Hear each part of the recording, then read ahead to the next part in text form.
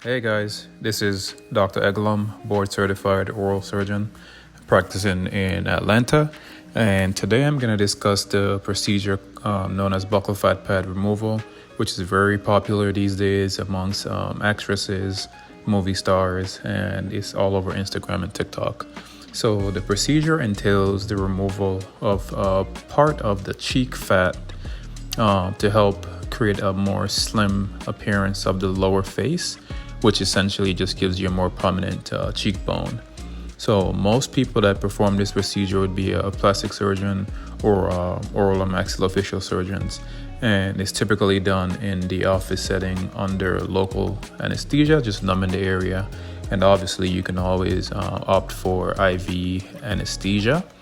So what I'm going to do today is just going to demonstrate the typical steps that are taken, and you can kind of watch along in this video and you'll see what we do. So first thing you do is you want to mark where you see that blue mark in the cheek. That's marking where the papilla from the parotid duct exits into the mouth. You want to avoid that area because if you damage that duct, you will have an issue with saliva draining and pooling in your cheek. The next thing you want to do is you want to numb the area with a numbing agent, typically lidocaine or novocaine, as most people call it.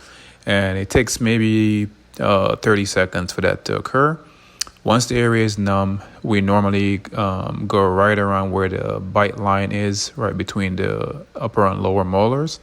And I typically prefer to be right above the bite line, but below where that duct is that we mentioned before.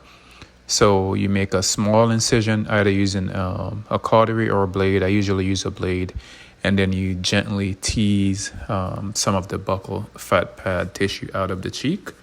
And what you want to do is you want to be very careful not to put too much force, because too much force can cause potential stretch injury or bruising of the buccal branch or the cheek branch of the facial nerve, which can result in some patients complaining of weakness around their cheek area after surgery.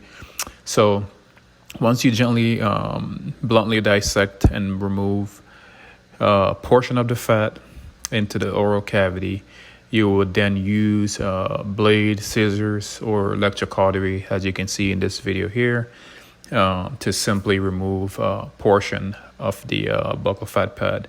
Now, you don't want to remove too much because you can't end up with too much of a good thing, which is a sunken in looking cheek, and we don't want that to happen.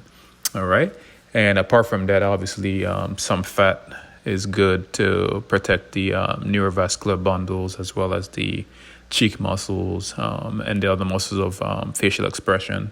So you want to leave a good amount of fat there, but just take usually about 3 to 5 cc's of fat, and that's typically enough for most patients, unless you have a huge buccal fat pad.